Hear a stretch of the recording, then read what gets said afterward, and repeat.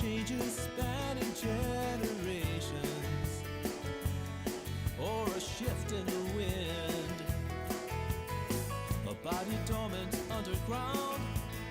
This world is right. Welcome to Onward Live, a live stream focused on encouraging you to create a life you love living now. Let's go beyond success to significance. Being clear on our why is crucial. It requires doing the inner work, finding ourselves, getting to know ourselves, embracing our inner child, shedding social conditioning, and letting go of perfect. We know obstacles make us stronger. We can dream big and take action. Believe you can, and you're halfway there. I invite you to tune in every week and engage with me and my inspiring guests. Invite your friends. Let's make time for what matters most in our lives. Let's move onward together. Hi, everybody. It's Emily. Thank you for joining another live show. And tonight I'm excited. I've been chatting with Mindy. She's in the green room, and we've been chatting about wellness and what does wellness mean to us. And we both agree that wellness is part of creating a life we love living. And I'm sure it is for a lot of my listeners too. So welcome to the show. And I encourage you to let us know where you're tuning in from, and to also connect with others that are watching the show if you see some other comments and things like that. So we already have a couple of people. Hi, Robert Barry. Hi, Joy. Thank you guys for watching. So I'm really excited to bring in my guest. Let's go. Mindy Ruddock. Nice to see you here today. Thank you so much for having me part of your show today, Emily. Yeah, I'm going to switch this around because then I'm pulling up this. There we go. So we're talking tonight about how everyone's path to wellness is different. And I'd love for you to tell us a little bit about yourself. Tell us why you're sitting in a gym while you're for this interview, and just share a little bit about yourself with us. So hello all, my name is Mindy. I'm in a gym because I am co-owner of a karate school in Massachusetts. And we just happened to be at the dojo tonight while this fell. So why not set myself up? Wellness is a language I learned at a very young age, and it's a language I continue to speak, and a language I want more people to learn and experience. I started dancing at a very young age, and learning how to move my body and use my body really helped keep my mind well. Along with movement, I learned how to eat, how not to eat, which changed as I aged and got older, and that branch of wellness became a part of my life. I'm also a licensed massage therapist here in Massachusetts. I was a massage instructor for a while, and I was actually director of education at a massage school. So awesome. Wellness runs through my blood. And now, like I said, I co-own a karate school. I teach yoga, and I talk a lot with my clients, with people I work with, about bringing spiritual wellness into your world as well. So it's my language. Mind, body, soul connection is absolutely. Can't have one without the other. I like what you said about how wellness and what you eat kind of changes as you get older. I remember when I was a midshipman at the Naval Academy, and if I go back to my medical records from there, I was like 5'11", 140 pounds. I was really trying to gain weight. They kept giving me these shakes and I could sit and eat a whole pack of Reese's peanut butter cups at dinner, and during study hall, and be fine. And they actually called me TC for trash can, because I could eat and eat. And now I can't eat. Nope. Growing up, my nickname was Mooch, because I used to mooch food off of everybody at every cookout we went to. As a dance major in college, I'm 5 feet tall, and I don't think I hit 100 pounds until I was a freshman or sophomore in college. So yeah, I could eat whatever I wanted. And then I had 2 children in my late 20s, and that shifted completely. Discovered that I can no longer eat gluten. My body does not do well with gluten. And what actually really helped retrain my brain is I ran a half marathon, and I learned how food needed to become fuel. Yes. And not just anything I wanted. I had to balance the in with the out and make sure I was fixing. And yeah, I it's a wasn't never feeling ending much. battle. I wasn't feeling much with those Reese's peanut butter cups. And I tell you, I don't think my mom's watching that, whatever. But when I was growing up, we ate really healthy, really healthy. And my parents were very strict on whether we could eat candy and stuff. So I think that's kind of why in some cases I binged. It says in the yearbook from the academy that once I missed basketball practices. I was so sick because I had Mountain Dew and a whole bag of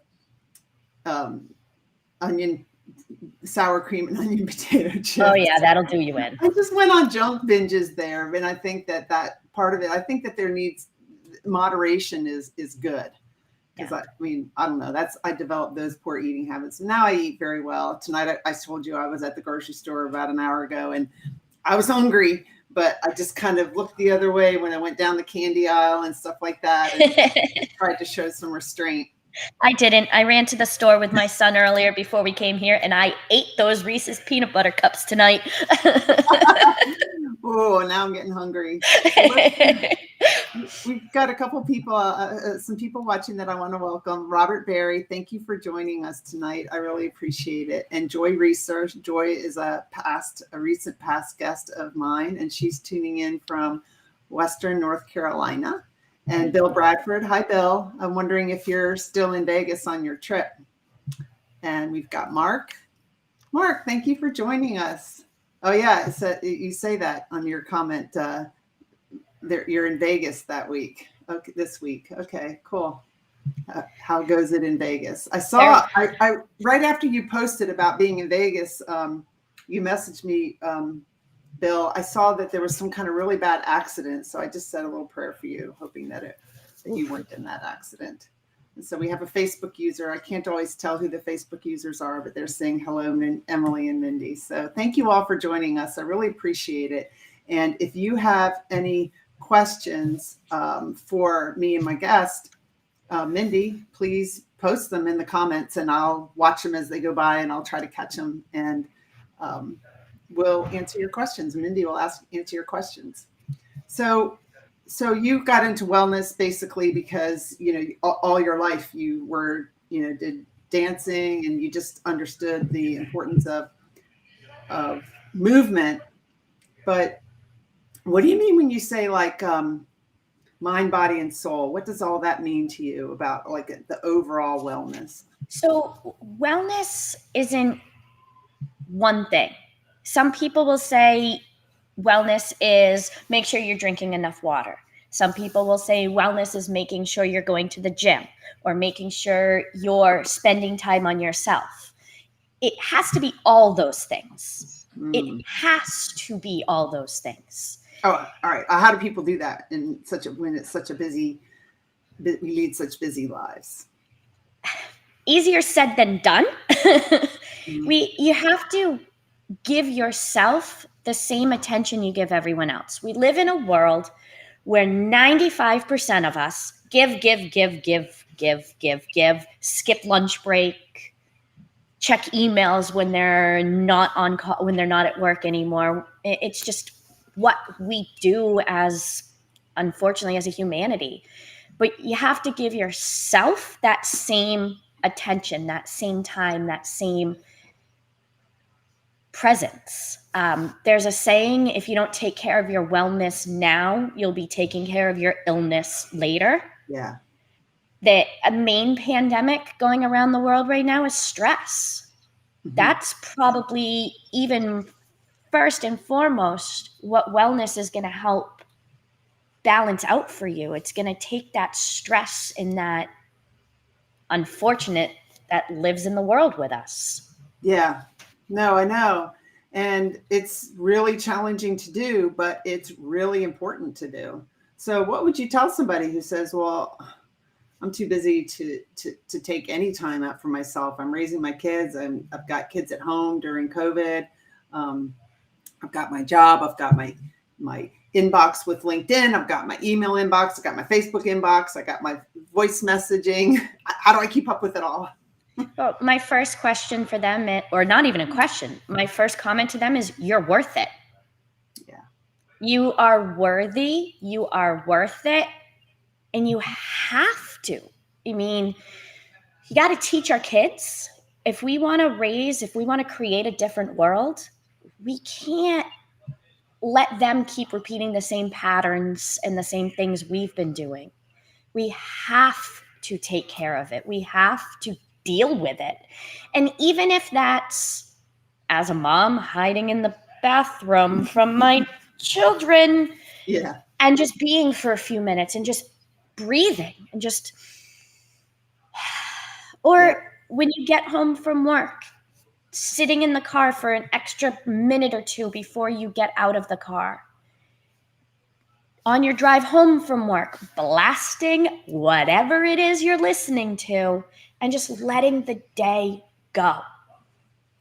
I mean, it's tough, but it's a necessity. It's stop putting it on the back burner and make it a priority.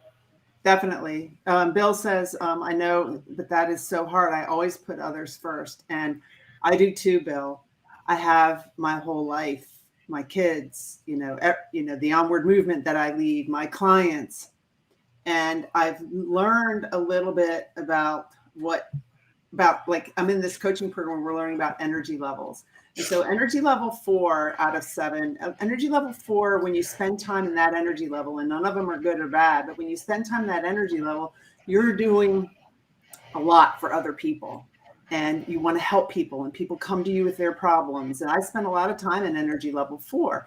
There's also self-care there, but for people who do put everyone and everything else first, you need to learn to set boundaries. And I'm speaking from experience. I've learned to set boundaries and I'm still work on that. But I noticed too, there's an assessment that I've taken and I'm getting certified in, but that when I get stressed, so I'm giving. Then when I get stressed, I go to this energy level 1, which is just like not feeling appreciated, low energy. And I spent about last week, a whole week in that kind of lower energy because I didn't take enough care of myself. I was just back to back. And so I get in that habit and I learn I've done it my whole life. So I learned how to catch myself sooner now. But last week was a tough week for me with that. And that's what it comes down to. You do have to learn your triggers, your response patterns, and only you can break your pattern. Only you can break your cycle. Right. We're such a world that's stuck in the fight or flight. Yeah. Of our lost the word. We're stuck in fight or flight, but we don't spend enough time in rest and digest. The other side of things. And that's where our body heals.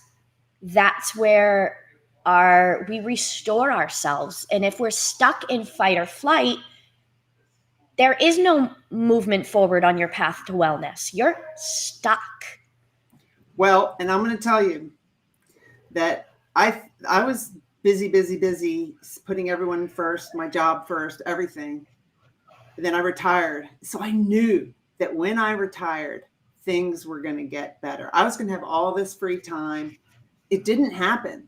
Mm-hmm. So what I'm saying is we can't always say, well, it's the circumstances.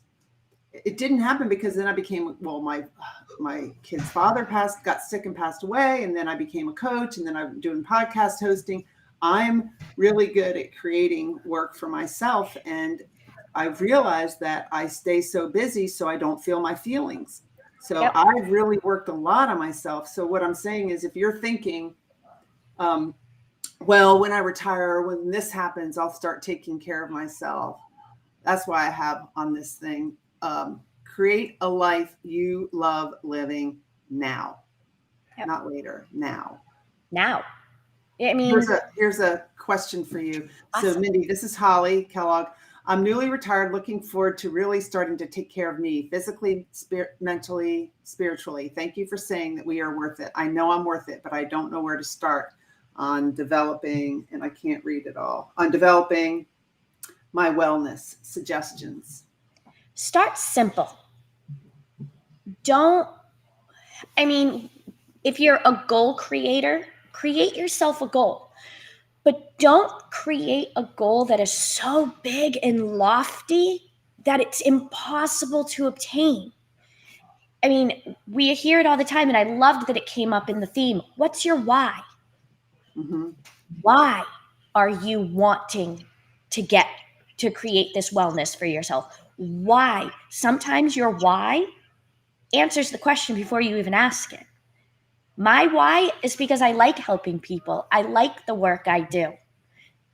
But now I can just do it in a different way. So as you discover your why, as you create those goals, take the big goal and make it into little bite-sized chunks and say, this week I'm going to achieve this to get towards my goal. The hardest step is always the first step. Mm-hmm. But then the steps just fall into place. So figure out where you want to begin. You mentioned physically, mentally, spiritually. Choose one. Because a lot of the times you start working physically and all of a sudden you start shifting mentally. Your mental starts shifting, and then, oh my goodness, all of a sudden my spirituality is shifting as well. All because I started walking outside for a couple minutes every day. So pick one thing and move forward from there. And I think awareness plays a big role in it too, like in knowing yourself and knowing what really works for you. For example, I'm worth it. I hired a trainer for this winter because I know I would rather sit inside and not where it's warm and not go out to the Fantastic. YMCA. But I hired this trainer and I meet with her like every other, 2 or 3 times a week, usually 2. But by meeting her, I know I'm committed to keeping appointments. And by meeting her, then I'm like, oh, this was fun. And then I go back the next day, even if I'm not meeting with her. So the understanding what works for you, I think, is really important too. And that takes awareness to be able to slow down and even notice that. And that goes into more of my wellness is such a round. It's not linear, it's round. What works for me is not necessarily going to work for you. Right. I'm a mover. Emily, I'm just like you. I can't sit still. I'm always creating a project for myself. I'm always doing something. Typically, I'm moving in some capacity, but that doesn't work for everyone. And don't try to make it work for you if it's not what you need. You need to find your thing, your magic, your gift, what you have, and work from there. So maybe your intuition can tell you, because you say that you wrote in what you sent me that, you have a lot of tools in your toolbox. You've talked about some. We can talk about those too. But you talk about like trusting, you help your clients trust their intuition so that they can find the magic inside. Yeah. And so what do you mean by that? Trusting your intuition. How do you find that? It's always there. It's kind of like the pilot light on your stove, that little flame. It's always there. It's just not always fully ignited, fully being used. We have to feed it to use it. And the way we feed it is we listen to it. Your intuition is never going to lead you astray. Your goal is to not get hurt. Your intuition will not let you not make it so you do not get hurt. It's that voice inside of us that isn't telling you no, is telling you not that way. Try this instead. We all say we have that little voice that yells at us. That's not your intuition. That's something completely different. That's your shadow. That's your darker self. Your intuition wants you to do good. Your intuition wants you to be happy. Your intuition wants to be happy. So the day you're like, should I eat these potato chips or should I eat these carrots? Some days your intuition is like, nope, today's a carrot day. And sometimes your intuition is like, honey, today's a potato chip day. Though that's your intuition. That's just a little guidance system. It's like I just had the thought come to me. My intuition just told me to tell you it's like a GPS system. Yeah. It's going to guide us. It's going to lead us. It's going to get us to where we want to, but it's helpful. It's helpful. Like, so when I notice, when I'm really busy, I don't even notice my intuition, or I might hear it, but just like ignore it. Right. And the other day I was swimming, and that's when a lot of good ideas come to me. I think that's my intuition. Some people might say it, or will say it's God speaking to them. It's the universe. It's our intuition, however you relate to it. And my intuition said, you need to go visit your grandson. So like not this weekend, but next weekend, I thought, I'm busy, but I'm going to do that. I'm taking time off, and I'm going to take him to the Baltimore Aquarium. I'm going to go visit Marshall. That's awesome. So it's just those little things like that I could easily ignore and say I'm too busy or whatever. But that's my intuition telling me, go do that. And if you listen to that more and periodically, what did you get out of it? You actually get some downtime with someone you love. There is no such better form of self-care than surrounding yourself with people who love you and you love back. And it fills you. And I guarantee if we have a conversation with you the next day, you are going to be glowing. Oh, I know. I mean, you're glowing just talking about it. Because my grandson's awesome. I just love spending time with him. I spent time with him in DC. He's 5. So he's at that age that's before you start to, go to school and realize that, you're not good enough, or, someone tells you you're not good enough or whatever. I mean, that's where Marshall is. So everything, I see the world through Marshall's eyes. Everything's just like so cool and awesome. We went to the Washington Monument. We're looking for Spider-Man, telling everybody we're looking for Spider-Man. Yeah. So that's downtime too. That's part of my wellness. Absolutely. Yeah. Thanks, Joy. Joy says, what a beautiful conversation. Mindy, I align with all you say, and you're doing a great job. Thank you, Joy. I really appreciate that. Yeah, Joy, like I said, was a recent guest, and she's, I loved her episode. So let's see. Wait, here's another. Says, thanks, Mindy. Emily, can you share screen equally with Mindy? Want to see you too. Yeah, I know. I need a producer. I actually have a producer. Let me see. Oh, some people have producers for their show. Producer Pup. Producer, and she's asleep on the job. So I got to do it all. I got to pay attention to the chat. I got to look at the, change the graphics and stuff like that. Pearl sleeping. Emily, okay. you were mentioning a minute ago about the go, go, go. One part of my journey, my path that I didn't mention was when I was director of education at that school, I actually went through burnout. Part of my path and what brought me to where I am now is I experienced burnout, and I quickly, thankfully to a very supportive husband, I was able to leave the position that I was in and begin to heal myself and really refocus, because I was so in those emails. I was up in Maine. I live in Massachusetts. I was up in Maine at a karate tournament with my son, and an email came in, and I'm in the bathroom answering the email. And my boundaries, what made me think of it is when you mentioned boundaries, my boundaries were gone. No did not exist in my language. Yeah.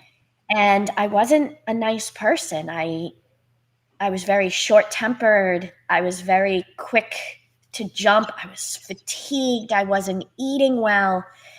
And it really took a step back and realizing that that's not how I want to continue. I took what I thought was the logical step for my career. Yeah. I wanted to do it. I loved what I did. I loved who I did it with, but it just wasn't right for me. And now it wasn't worth it.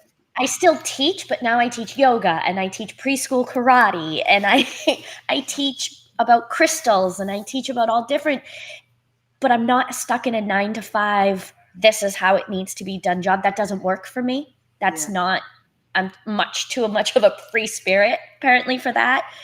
But you have to listen and you have to, hindsight 2020, I now know what my burnout signals are. So if they ever start flashing again, I now know when I need to take a step back and what I need to do. But yeah, sometimes we don't know unless we go through the process. That's why I like helping. I mostly work with women. That's why I like helping them remember those little things about yourself. Like you were saying, playing with your grandson and stuff. When was the last time you really played? If you didn't have that little guy, I wouldn't be playing or laughing or just like, yeah. yeah, that's where that whole mind, body, spirit comes in. And that connection of wellness is not, like we were saying, not just drinking water, not just working out. It's everything good you're doing for yourself. It's wellness. Yeah. Yeah. So you work with crystals. Yes. I've seen crystals before. I mean, I have a few. My daughter gave me some. I have a friend who like feels the energy from crystals. I want to say I don't yet. Because I don't know if that has to do with awareness or just what. But what do you do with crystals? So I have been drawn to crystals since I was a little girl. I didn't just pick up rocks. I picked up the pretty sparkly, shiny rocks. I have, my husband's not listening. Okay. I have over 131 varieties of crystals in my personal collection. And I'm not even going to tell you how individual specimens I have because I don't even know anymore.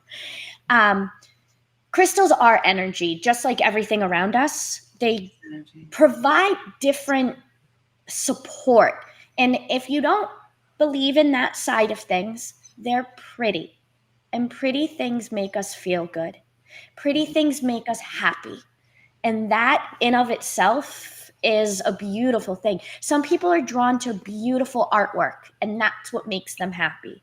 I'm drawn to pretty, shiny, colorful rocks. I have some around my neck, and they just support me in different ways. There's a pink crystal, rose quartz. Mm-hmm. Rose quartz, the energy rose quartz gives is all about love, but it's also very calming, and it's got a little bit of self-esteem boosting with it. And then you have a beautiful orange crystal like carnelian. Carnelian is all about creativity and confidence. Your darker, your black crystals are very grounding, very protecting, very bring us down. And now think back to some of the crystals you have in your collection, and I bet you're already feeling the energy, even though you didn't realize you were. How does someone feel that you just pick it up and then you're supposed to like right away feel it, or is that part of meditating, or It kind of falls into your intuition a little bit. Mm-hmm. You're gonna feel from it what you need at that moment in time. You walk into a crystal shop, you are surrounded by crystals. You are going to be drawn to a certain piece for a reason. Now, I don't know what that reason is. Inside you, your intuition knows why you're drawn to it. And yes, you can just having them in the space around you, just wearing them, holding them when you meditate, putting them in the bath water if you take a bath. They can interact with us in so many different ways. Yeah, that's awesome. Here's another question for you. As I become more aware, and more listening to my intuition and more just aware of like how I feel, because I was so busy, I wasn't even aware of that. I have started to recognize when I get into that cycle of doing too much for everybody else, and I have like a I get restless, like do this project, that project, this project, that project. And then my insides start to feel stressed. And my outside environment reflects my inside environment. Yes. And so, and you know, I've interviewed my son before. He's an alcoholic. He's 5.5 years sober. He's doing great. And I used to think, poor Will, he's drowning his feelings in alcohol. I was drowning my feelings in busyness. And so now the way I look at it, when I see my condo kind of messy, like I didn't do the dishes. I mean, it's not a huge mess, but like these papers are here. I haven't put this away. I've got these books laid out, and it's a reflection of my inside. To me, it's the same as just going on a drunken binge. I am not taking care of myself. I had done a whole series on my Facebook page a while back, and it was the transformation of my office. Now, when we bought our house 6 years ago, my office was my room, but it wasn't my office yet. It was the craft room. It was where we dumped this. It was where we put that. It was where we put this. And as I went down my healing journey, and as I've processed through, it's now my office. It's now neat and organized. But when I am done and I look around my office and I'm like, there's a bomb over there. Something blew up over there. There's a mess what happened to my desk. Then I know exactly, I need to take a break. I need to meditate. Okay, I need to go do a yoga flow for me. Not teaching a class, not leading a group of people. Yeah. I need to go sit out in my backyard when it doesn't have 2 feet of snow in it. I need to go sit outside and just do something for me. Then I can come back in, reorganize my office, and everything is back. Your office is reflecting how you feel inside. Disorganized, stressed, not finished. And with my massage clients, I used to talk about that too. Like, the physical stresses, the physical aches and pains you're feeling are what's going on inside your head. Yeah. You are turning your stress, and it's now physical. And as I would work with my clients, it would just happen that as I'm working with them and they're relaxing and they're calming down, they're finding, oh yeah, that's right. I did have a fight with my spouse. I did miss a deadline. That's where this stress originated. And that's where this is, okay, now they're unraveling and untying that mess. Yeah. And it goes away. Yeah. I had a guest last week who said I can't remember everything, but Brian Clayton, he was working in corporate, and one day his left arm just wasn't working. And it was like that for a few years, he said, until he decided he's leaving that job. The next day, his left arm was working again. Yeah. And when I was working for the Navy at the very end there, before I retired, my left hip was killing me. And part of it was because I was flying everywhere. I was on the planes a lot. But I know part of it was stress too. Yeah, it's the physical manifestation of what's going on inside of you. Yeah. Yeah.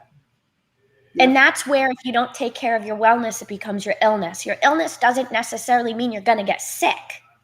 Your illness just means you're not well. It just means you're not working at your potential. You're not working to your best you. Right. Where does sleep play a role in that?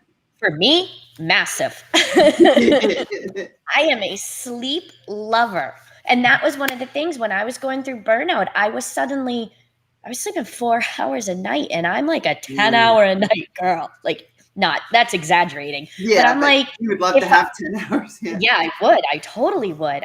I mean, sleep is where we restore. Sleep is where we heal. Sleep is where our body mends itself. If we're not sleeping, then we're not helping ourselves in any way, shape, or form. And I know there's disorders out there such as like fibromyalgia. Our bodies don't relax, don't sleep in the same way.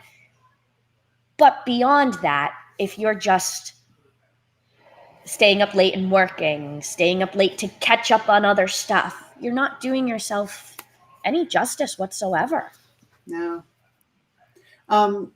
one of my coaches, Shirzad Chamine, who wrote a book called Positive Intelligence, and he teaches doing these short little meditations, I guess I would call them. They're not really meditations, but throughout the day. He said that when he does them, he might have a ring, like I have this Aura ring. He has something that kind of records if he was asleep or not. It said, when he was doing that little meditation, it recorded it as a nap. So, I mean, that shows you how that is relaxing, taking that time to just breathe in the middle of the day, right? Yep, absolutely. Absolutely. Meditation comes in so many different shapes and sizes. It's not just No. I mean, I can't even just do that. No, Meditation can be a walk outside while it's quiet. Meditation for me is movement. Meditation can be while you're doing the dishes and you're just focusing on how the water feels, how the bubbles feel, not necessarily, oh man, I'm doing dishes again, and later on I have to do this. It's staying mindful and being in the moment. So meditation can show up anywhere throughout the day. A lot of people, when they ask me how to get into meditation, you already take a shower, right? Mm-hmm. Well, why not, or tub or whatever it is, why not while you're in that shower, don't think about what you're doing next. Close your eyes, focus on what the water feels like when it hits you. Let that water take that stress and wash it down the drain. Use whatever visualization you might need, and you just meditated. Yep. And you just set your intent for the day, and you're going to have a calm, cool, relaxed day. Yeah. I think, a couple things. Like when I walk my dog, part of my quote unquote meditation is just like noticing how my feet feel on the ground, really paying attention to that, or noticing sounds that are close in or far away, or just keeping my eye on her tail and just focusing on that. It's not walking her while I'm checking my email on my phone. I've done that. I do that sometimes, but I try not to. I try to put, phone's not with me. Yeah. I mean, meditation comes in just like we do, comes in all many shapes and sizes. Some people can't meditate, but they go to the gym. And when they're at the gym, they have their headphones on and they are in their zone. Yeah. That may as well be a form of meditation too. Yeah. It's taking care of yourself for sure. Yeah. For sure. Wow. So I encourage everybody. Hi, Pramila. I see that you're here. And hi, James. Thank you for joining us.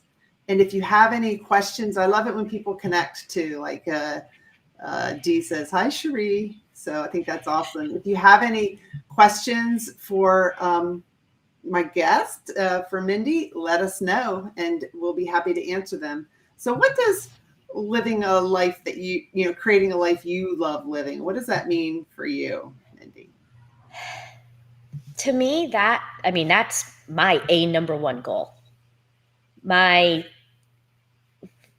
my everyday. That's what I want. That's what I crave at this point. I crave junk food, but I crave being surrounded by like-minded people who want to do better, want to feel better, want to make it better all around us.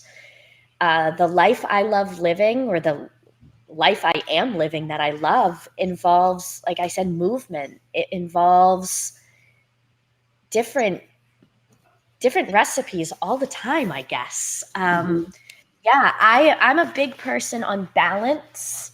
So as long as I'm feeling a mind, body, spirit balance, work life, social life, family life balance, then I'm definitely loving life. If I feel something tip one way more or the other, and I might have to reassess and adjust accordingly and then fall back into alignment.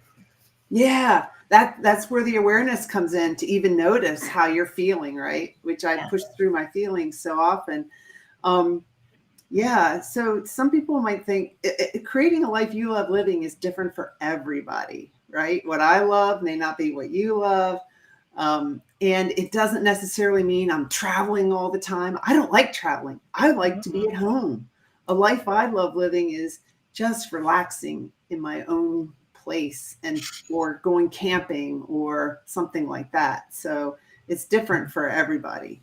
And it's different stages of life, Yes. and it's different seasons of the year.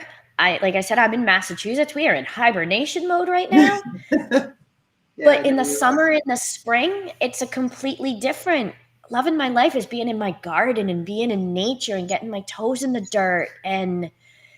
But right now, it's cuddling up and being cozy and warm and close to the people I love and occasionally punching a bag.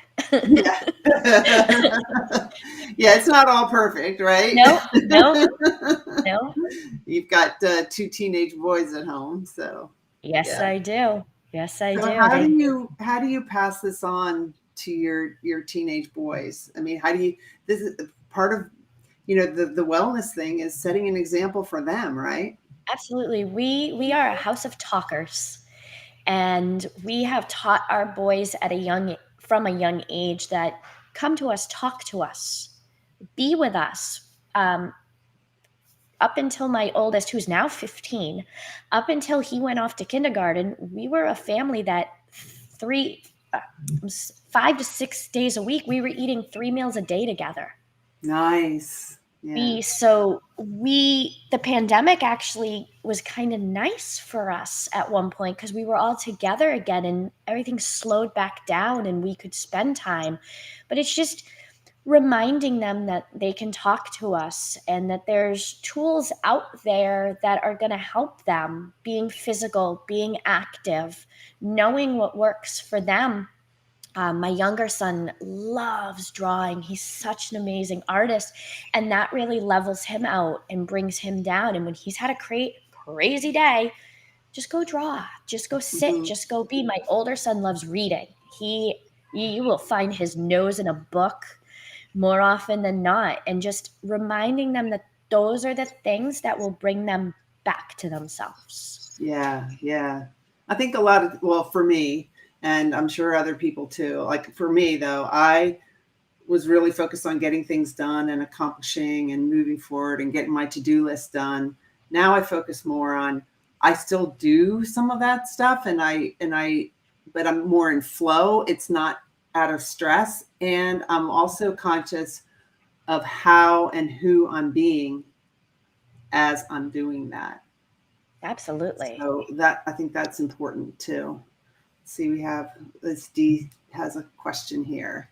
What's the first step I should identify and how to create a life I would love living? Are there any key factors I should be aware of to move forward in this journey called life? Sometimes it's just easier said than done for me.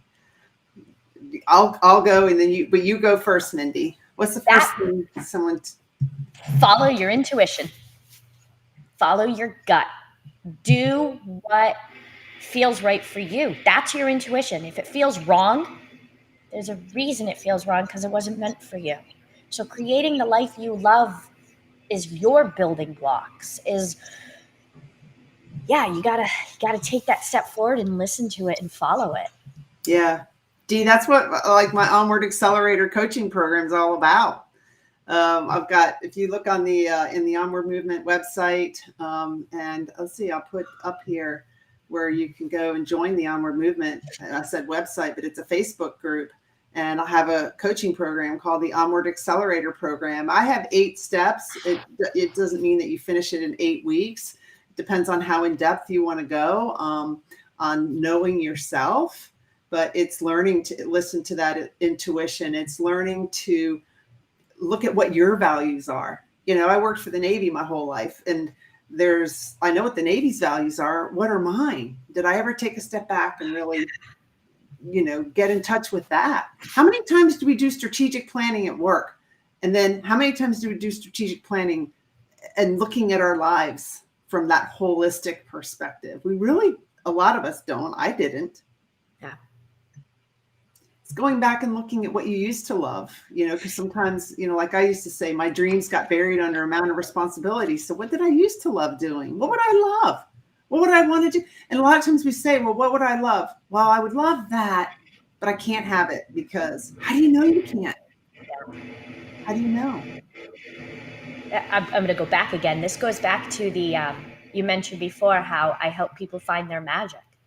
That magic, you define that word any way you want. It's your spark. It's your joy. It's what makes you alive.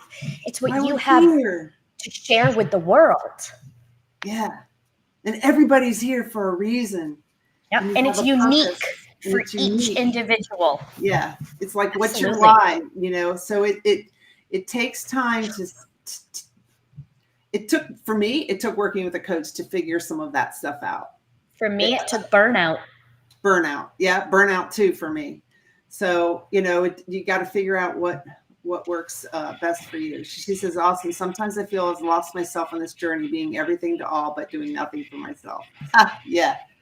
There are times, there are definitely times on the journey where loneliness is the toughest thing to deal with.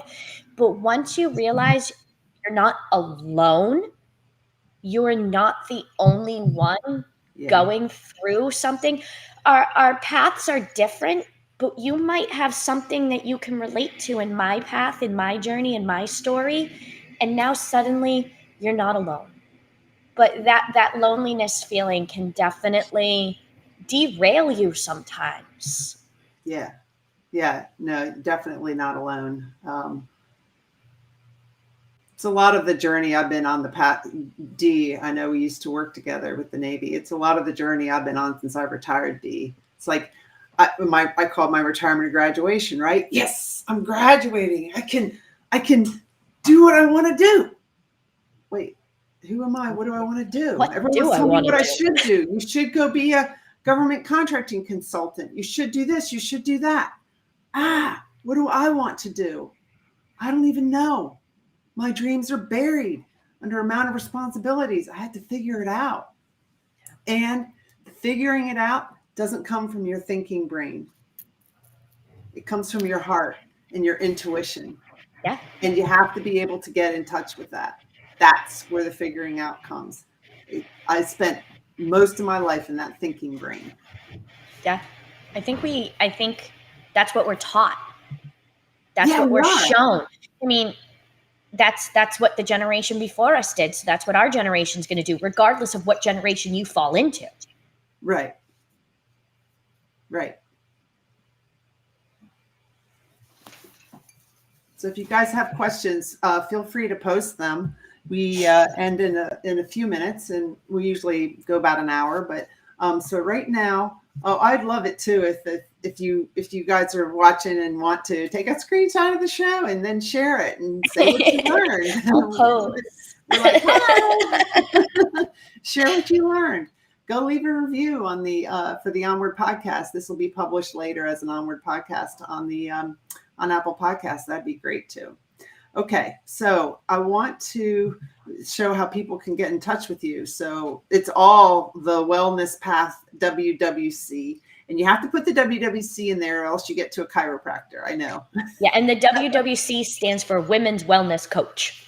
Awesome. If it helps. The Wellness Path Women's Wellness Coach. So that's Instagram. Facebook is the same. And then that's how we can reach you by email too. The Wellness Path Women's Wellness Coach at gmail.com. And then you have a website. I do have a website. Wellness Path. Yeah. Yeah. So you said that you were doing massage and then you stopped that a little bit during COVID. And as we started COVID, I was kind of growing out of massage as it was. The burnout didn't help. My passion for it just wasn't the same, but I still wanted to work with people. I still wanted to. And I actually, the month before, so February of 2019, I did an event here at the dojo I called Mojo at the Dojo. It was Mom's Night at the dojo. It's turned into all women, but originally it was for moms. And it was a 2-hour event where we came in for an hour. The first time we beat the living daylights out of bags. We punched, we kicked, we released. That's better than drinking wine.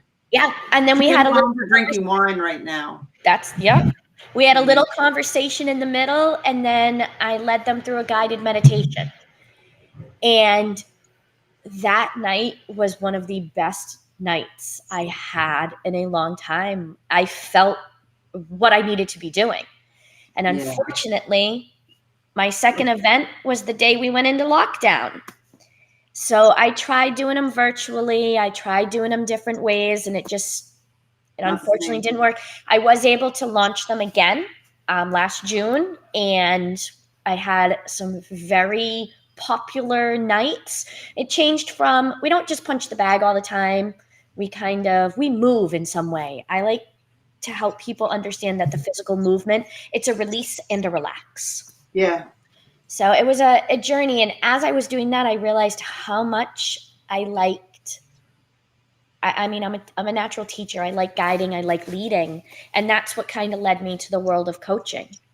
Yeah. And so the thing is that to figure out some things that you would love, when we say pay attention to your intuition or your feeling, not your thinking head, it's like, do you feel like, yes, I love this. This is so much fun. I'm in my zone. Or do you feel like, oh, why did I do that? Why did I do that? This is hard. I don't want to prepare to go, give another massage, or I don't want to prepare to go and do this, or I don't want to go to the office anymore. Are you surrounding yourself with people who are giving you energy or taking your energy? Mm-hmm. If you're surrounded by people that are equally giving you energy just as much as you are, it is a beautiful experience.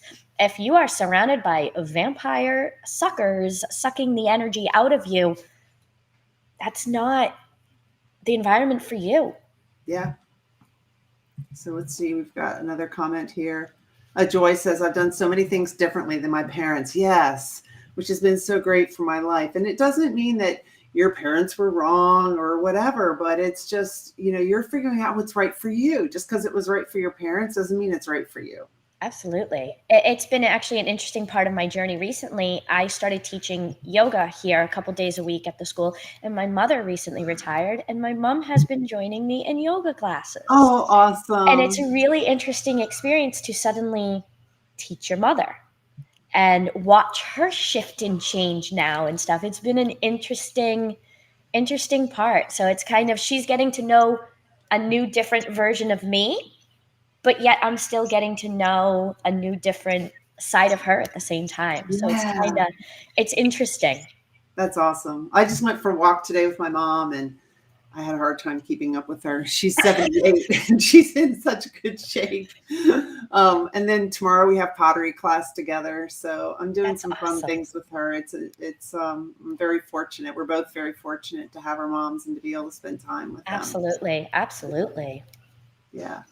Think about another thing that would help you with what do you love, what would you love? Or, are you living your life in your purpose? Or are you living the life the way you really want to? Or is it should, the way people say you should? It sounds maybe morbid, but like, what do you want people to say at your funeral? What do you want to be remembered for? What do you want to be remembered for? And you don't even have to go morbid with it. When you leave the room, what do you want people to say about you? Yeah. Do you want people to say, ugh, I don't know. I mean, I'm all about energy. If you haven't noticed, I'm kind of a woo-woo person, as they say. If when you leave the room, if they're like, ugh, that was such a negative energy.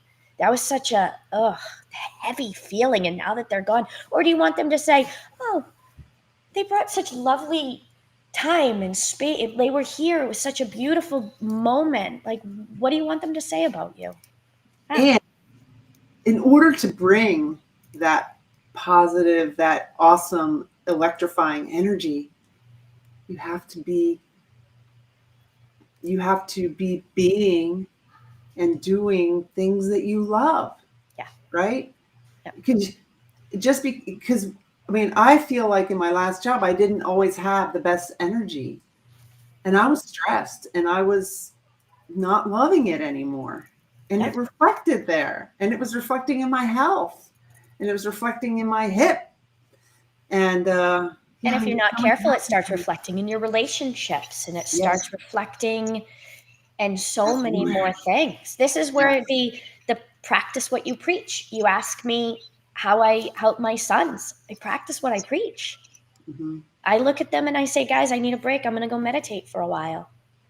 I say, let's go for a walk. You practice what you preach. Yeah, definitely. Mindy, as we wrap this up, any last words of wisdom for people watching now and people listening later? Oh man, I got to think of a good one. This is what I leave you all with. Put me on the spot. It all boils down to do what you love. And you mentioned before your core values. If you really identify your core values, then you're going to live your truest, fullest life. To me, authenticity is number one. If I'm not living an authentic life, then I'm not working to my fullest potential. So sit down, think about your why, the life you want, living the life you love, how you're going to stay well, and you'll be in alignment. You'll be in alignment and things start to fall in place. Yep. You may not know, you may have this vision, this dream for what a life you love living is. And it may be such a dream that you don't know how you're going to get there. You don't know how you're going to get this, but this is what you would love. That's where we need to get to, where we can, like, I would love, and you name it. What did, to be able to start have a fund and help, help meet some people that are in need, or to do this or do that, or to live in this house, anything that you can think of. And you may not know exactly how to get there, but if you start taking steps and hold that vision in your mind, things in the universe are going to start falling in place. If you're on the energy level of that dream, if you're like, you're not going to live the life you were meant to live. It looks like I'm giving you a look of disbelief, but I have to tell you, this just popped into my head. Facebook reminded me of something I posted on Facebook 12 years ago. And it was a off-the-cuff comment someone put. 12 years ago, I was in massage school. And my comment was, when I open my women's wellness clinic, I'll let you know. See, you didn't know how you were going to do that, but you said it. And you felt it. And so I'm in this one coaching program where, she'll say, well, let me just explain it this way. You want to set the temperature to a certain temperature on your thermostat at home. You want it to be 80, let's say. You don't just sit there and go, oh, I wish it would be 80. Why can't it be 80? You would go and adjust it. So if you've got a dream that's on the level of 80 degrees on your thermostat and your energy level is 60, you're never going to get your dream. You hear people come from the energy of the dream. You be the person that already has that wellness center. Yeah. When you're washing the dishes, when you're dealing with your husband and kids, as you're walking into work, you are the person that has that wellness center, and it will happen. You hear people talk about manifesting their destiny, creating their future. But what work are you doing now so that future comes true? You can't just sit, hope, wish, and wish upon the falling star. You have to put the work in. You make the wish, you hope, you pray that it works out, but you put the work in so that you eventually get there. The path might be meandering. Yeah. Your path might be a winding. There might be a fork in the road. There might be a speed bump. There might be a massive pothole at some point in time. But as long as you keep going forward, who knows what the future holds. I love that showed up, like the wellness center. That's awesome. Well, thank you, Gracie, for watching, and thank you to everybody. Dee, Joy, Lydia. I know that there's so many people. Pramila, I really appreciate. I can't name everybody, but I really appreciate you guys for showing up tonight. Thank you so much, and Mindy, thank you for being such an awesome guest. I am so excited to be here. Have been here. I can't wait. I mean, I'm like fired up right now. Well, you keep going in the direction of your dreams too, and keep creating a life you love living and helping people on their path to wellness. Absolutely. All right, I'm going to put you in the green room, and I'll be right there. Okay. Fabulous. Be well, everyone. Bye, everybody. I'm going to play my outro video here in just a minute. Thank you all for watching. I really do appreciate you guys. And I'll be live again next week. So 7:30 Eastern on Wednesday nights. I appreciate you. Onward Live is sponsored by Emily Harmon Coaching and Consulting.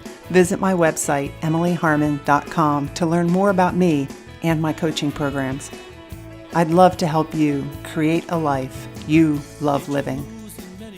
Remember, every adversity is our own personal university. Sometimes the lessons are difficult, and we must learn from our experiences. Vulnerability is your superpower. You are lovable and worthy. And we discuss these topics and more because professional is personal. Thank you for joining us and engaging with me and my guest. I look forward to